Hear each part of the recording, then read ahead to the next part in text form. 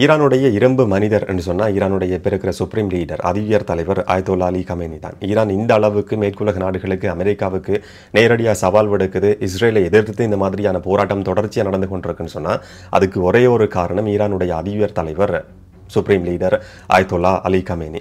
ஆனால் அவருக்கு பிறகு ஈரானுடைய எதிர்காலம் எப்படி இருக்கும் என்றதான் இன்னைக்கு முக்கியமான ஒரு பேசுபொருள். அவருக்கு இப்போ 85 வயதாகுது. இயற்கை மரணமாக இருக்க முடியும், இல்லாட்டி மேற்குலக நாடுகள் எச்சரிக்கை விடுக்கிற மாதிரி அமெரிக்க ஜனாதிபதி டொனால்ட் ட்ரம்ப் மறைமுகமான ஒரு எச்சரிக்கை விடுத்திருந்தார். இஸ்ரேலினுடைய பிரதமர் பெஞ்சமின் நெட்டன்யாகு ஒரு எச்சரிக்கை விடுத்திருந்தார். பாதுகாப்பு அமைச்சரால் ஒரு எச்சரிக்கை விடுக்கப்பட்டிருந்தது. அந்த மாதிரியான ஒரு மரணமாக இருக்க முடியும், இல்லாட்டி தவிர்க்க முடியாத இயற்கை மரணமாக இருக்க முடியும். 85 வயதாகிற ஒரு நபர். அவருக்கு பிறகு ஈரானில் ஒரு வழக்கமான சாதாரணமான ஒரு ஆட்சி மாற்றம் நிகழுமா, இல்லாட்டி மிகப்பெரிய ஒரு நெருக்கடியை ஈரான் சந்திக்குமா என்றதுதான் இன்றைக்கு இருக்கிற மிக முக்கியமான ஒரு பேசுபொருள். இதை பற்றி தான் இந்த காணொலியில் பார்க்க போகிறோம். விளக்கமாக தெளிவாக பார்க்கலாம். வணக்கம், நான் கிருஷாந்த் ராஜ். இப்போ இஸ்ரேலுக்கும் ஈரானுக்கும் இடையில் நடந்து கொண்டிருக்கிற போர் தொடர்ச்சியாக நடந்து கொண்டிருக்கு. சில பேச்சுவார்த்தைகள் நடத்தப்பட்டிருந்தாலும் அது எதுவுமே வெற்றி அடையலை. ஈரான் தரப்பிலிருந்து தெளிவாக அறிவிக்கப்பட்டிருக்கு, இஸ்ரேல் ஈரான் மேலே நடத்துகிற தாக்குதல்கள் முடிவுக்கு கொண்டு வரப்பட்டது மட்டும்தான் இந்த போரை நிறுத்துறதுக்கான ஒரே ஒரு தீர்வாக இருக்க முடியும்னு சொல்லி தெளிவாக அறிவிக்கப்பட்டிருக்கு. வரலாறு காணாத அளவுக்கு ஈரான் இஸ்ரேல் மேலே ஒரு கடுமையான தாக்குதல் நடத்தியிருக்கு. அதிகமான மிசைல்கள், ஏவுகணைகள் இந்த சந்தர்ப்பத்தில் இந்த தடவை தான் ஈரான்ல இருந்து இஸ்ரேல் மேல விழுந்த ஏவுகணைகளினுடைய எண்ணிக்கை அதிகமானது. வழக்கத்துக்கு மாறான இல்லாட்டி முதல் தடவை இந்த மாதிரியான நேரடியான பாதிப்பை இஸ்ரேல் சந்திச்சிருக்கு. அதுல எந்த விதமான மாற்று கருத்தும் யாருக்கும் கிடையாது. பாதுகாப்பான நகரம் என்று சொல்லி அறியப்படுற டெல் அவீவ் நகரத்தில் தாக்குதல் நடத்தப்பட்டிருக்கு. மிக முக்கியமான கட்டடங்கள் இலக்கு வைக்கப்பட்டிருக்கு. தூதரகங்களுக்கு பக்கத்துல குண்டுகள் விழுந்த சம்பவங்கள் பதிவாகி இருக்கு. இதுவரைக்கும் இஸ்ரேல்ல 25 பேர் உயிரிழந்திருக்கிறதா உத்தியோகபூர்வமா அறிவிக்கப்பட்டிருக்கு. ஆனால் ராணுவ தரப்பிலிருந்து ஏற்பட்ட பாதிப்புகள் சம்பந்தமா சில கட்டடங்களுக்கு சேதம் ஏற்பட்டிருந்தது, ராணுவ கட்டளை தலைமையகத்துக்கு சேதம் ஏற்பட்டிருக்கின்ற மாதிரியான செய்திகள் வெளிவந்திருந்தது. ஆனால் முக்கியமான தளபதிகள் கொல்லப்பட்டார்கள் என்ற மாதிரியான செய்திகள் இஸ்ரேல் தரப்பிலிருந்து இதுவரைக்கும் தெரியாது. ஈரானாலையும் அந்த மாதிரி இஸ்ரேலினுடைய உயர் அதிகாரிகளை படுகொலை செய்திருக்கிறோம் என்ற செய்தி வெளிப்படுத்தப்படவும் இல்லை. இப்போ ரெண்டு தரப்பிலையும் இருந்து பாதிப்புகள் என்று சொல்லி பார்க்கிற நேரத்தில் ராணுவ ரீதியான பாதிப்புகளை சந்திச்சிருக்கிற ஒரே ஒரு தரப்புன்னு சொன்னா அது ஈரானா தான் இருக்க முடியும். பொதுமக்களும் நூற்றுக்கணக்கான பொதுமக்கள் ஈரான்லையும் படுகொலை செய்யப்பட்டிருக்கிறாங்க இஸ்ரேலினுடைய இந்த தாக்குதல்ல. ஆனா ரெண்டு தரப்பையும் ஒப்பிட்டு பார்க்கிற நேரத்தில் ஈரானுக்கான பாதிப்புன்றது அதிகமானது. ஈரான் அதிகமான மிசைல்களை இஸ்ரேலுக்குள்ள அனுப்பி வடிக்க வச்சிருக்குன்னு சொல்லி பார்த்தாலும் கூட ரெண்டு தரப்பு பாதிப்புலையும் ஈரானுக்கு அதிகமான பாதிப்பு இருக்கு. ராணுவ ரீதியான பாதிப்புகளை பொறுத்த வரைக்கும் ஈரானுடைய மிக முக்கியமான தளபதிகள் கடந்த ஒரு சில நாட்கள்ல மட்டும் படுகொலை செய்யப்பட்டிருக்கிறாங்க. IRGC ராணுவத்தினுடைய தலைவர் உட்பட மிக முக்கியமான தளபதிகள் படுகொலை செய்யப்பட்டிருக்கிறாங்க. இதை ஈரான் கூட உறுதி செய்திருந்தது. இஸ்ரேல்ல அந்த மாதிரியான ஒரு பாதிப்பு இதுவரைக்கும் கிடையாது. இன்னும் ஒரு தளபதியையும் படுகொலை செய்திருக்கிறோம் சொல்லியும் இஸ்ரேல் அறிவிச்சிருந்தது. குட்ஸ் படைப்பிரிவுக்கு பொறுப்பான நபர்னு சொல்லி அறியப்படுறவர், இல்லாட்டி அந்த படைப்பிரிவினுடைய முக்கியமான தளபதி, அதாவது ப்ராக்சிகளுக்கு ஆதரவான பணத்தை, ராணுவ உதவிகள், ஆயுதங்களை கொடுக்கக்கூடிய நபர். ஹெஸ்புல்லா இயக்கமா இருக்க முடியும், ஹூத்தி இயக்கமா இருக்க முடியும், காசாவில் இருக்கிற ஹமாஸ், இந்த மாதிரியான அமைப்புகளுக்கு பொறுப்பா இருக்கிற குட்ஸ் படைப்பிரிவினுடைய முக்கியமான ஒரு தளபதியா அறியப்படுற சாயிட் எசடி என்று சொல்லப்படுறவர் படுகொலை செய்யப்பட்டிருக்கிறார் என்று சொல்லி இஸ்ரேல் உத்தியோகபூர்வமா இன்றைக்கு அறிவிச்சிருக்கு. அவருடைய புகைப்படமும் வெளியிடப்பட்டிருக்கு. இந்த மாதிரி ஈரானுடைய ராணுவத்தை சேர்ந்த உயரதிகாரிகள் படுகொலை செய்யப்பட்ட சம்பவங்கள் தொடர்ச்சியாவே பதிவாகி வருது. அப்ப இழப்பு அதிகம் யாருக்குன்னு கேட்டா ஈரானுக்கு தான். அடுத்த இலக்கு ஈரானுடைய அதிவியர் தலைவர், இரும்பு மனிதர், மேற்குலக நாடுகளுக்கு நேரடியாக சவால் விடுக்கக்கூடிய ஒரே ஒரு நபர்.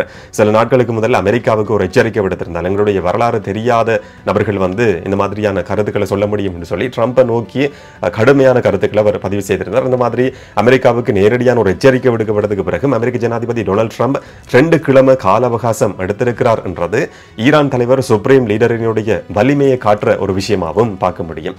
ஆனா ஈரான் சுப்ரீம் லீடர் ஆயத்தோல்லா அலி கமேனிக்கு இப்ப 85 வயதாகுது. 35 வருஷங்களுக்கும் அதிகமா ஈரானை தன்னுடைய கட்டுப்பாட்டுக்குள்ள வச்சிருந்த ஒரே ஒரு தலைவர், அசைக்க முடியாத ஒரு தலைவர். இஸ்ரேலால சாதிக்க முடியாத ஏராளமான விஷயங்கள் இருக்கு. மேற்குலக நாடுகள் அமெரிக்காவால் ஈரான்ல சாதிக்க முடியாத பல விஷயங்கள் இருக்கு. அதுக்கெல்லாம் தடையா இருக்கிற ஒரே ஒரு நபர், ஈரானை கட்டி காத்து கொண்டிருக்கிற ஒரு நபர் சொல்லி அறியப்படுறவர் தான் ஈரானுடைய அதிவியர் தலைவர் சுப்ரீம் லீடர் ஆயத்தோல்லா அலி கமேனி. ஆனா இப்ப அவருக்கு வயது 85. அவர் இலக்கு வைக்கப்படலாம் என்றது நேரடியான எச்சரிக்கையா அன்றைக்கு மாறி இருக்கு. இஸ்ரேலினுடைய பாதுகாப்பு அமைச்சர் அந்த மாதிரியான ஒரு எச்சரிக்கையை நேற்று விடுத்திருக்கிறார். மொசாடை பொறுத்த வரைக்கும் இது நடக்குமா இல்லையான்றதையும் தாண்டி வரலாற்று சம்பவங்களை பொறுத்த வரைக்கும் இந்த மாதிரியான நபர்கள் படுகொலை செய்யப்பட்ட சம்பவங்கள் வரலாற்றில் பதிவாகி இருக்கு. நடக்கும் என்று நான் சொல்லல, ஆனா சில நேரங்களில் நடக்கிறதுக்கான வாய்ப்பு இருக்கு. டூத் பேஸ்ட்ல விஷம் வைக்கப்பட்டு சில நபர்கள் படுகொலை செய்யப்பட்ட சம்பவங்கள் கூட பதிவாகி இருந்தது. இந்த மாதிரியான தாக்குதல்களையும் மொசாட் கடந்த காலங்களில் நடத்தி இருக்கு. மொசாடால அவர் இலக்கு வைக்கப்படுவாரா இல்லையான்றது ஒரு கேள்வி. அப்படி இலக்கு வைக்கப்பட்டா கூட அது ஈஸியான ஒரு டார்கெட்டா இருக்க போறது கிடையாது. எதிர்பார்க்கிற மாதிரி இலகுவா அவரை படுகொலை செய்யறதுன்றது மொசாட் கூட சாதிக்க முடியாத ஒரு விஷயம். ஆனால் எது வேணும்னாலும் நடக்கிறதுக்கான வாய்ப்பு இருக்கு. அவர் அந்த மாதிரி படுகொலை செய்யப்படாட்டியும் கூட அவருக்கு இப்போ 85 வயதாகுது. இயற்கை மரணம்ன்றதை யாராலையும் தவிர்க்க முடியாது.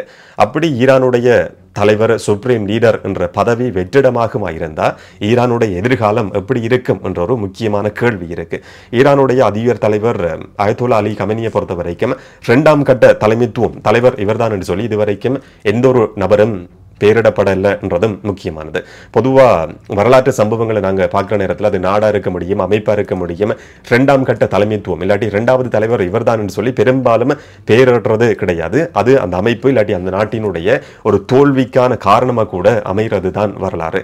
இந்த சந்தர்ப்பத்திலையும் இப்போ வரைக்கும் ஈரானுடைய அதிபர் தலைவர் சுப்ரீம் லீடரை பொறுத்த வரைக்கும் 2ஆம் கட்ட தலைவர் இவர்தான் என்று சொல்லி ஈரானுக்கான தலைவர் இதுவரைக்கும் பேரிடப்படலை.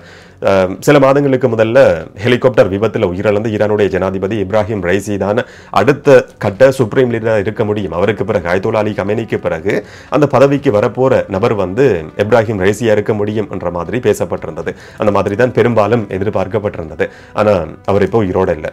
அடுத்த அந்த பதவிக்கு சில நேரங்களில் தெரிவு செய்யப்படலாம் என்று சொல்லி எதிர்பார்க்கப்படுற நபர் தான் இப்ப இருக்கிற சுப்ரீம் லீடர் அயத்தோல்லா அலி கமெனியினுடைய மகன் மொச்சிதபா. அவர் வெளி உலகத்துக்கு அடிக்கடி தோன்றது கிடையாது, ஊடகங்கள்ல பெரும்பாலும் வர்றது கிடையாது.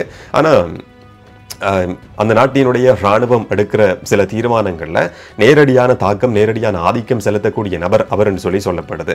அயத்தோல்லா அலி கமெனிக்கு பிறகு சுப்ரீம் லீடர் என்ற பதவி மொச்சிதபாவுக்கு அவருடைய மகனுக்கு கிடைக்கிறதுக்கான வாய்ப்பு சில நேரங்கள் உருவாகலாம் என்றது பலருடைய எதிர்பார்ப்பு. ஆனால் சுப்ரீம் லீடர் தெரிவு செய்யறதுன்றது அங்க இருக்கிற ஒரு அமைப்பு, 80க்கும் அதிகமானவர்கள் அந்த அமைப்புல இருப்பாங்க.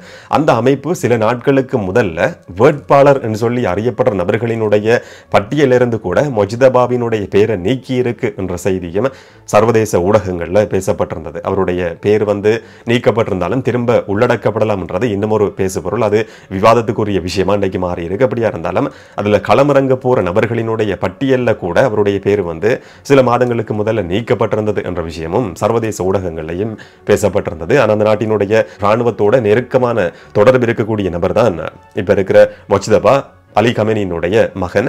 அவர் அந்த பதவிக்கு வரலாம் என்று சொல்லி எதிர்பார்க்கப்படுது. ஆனால் 100% அவர் தானன்றது தெரியாது.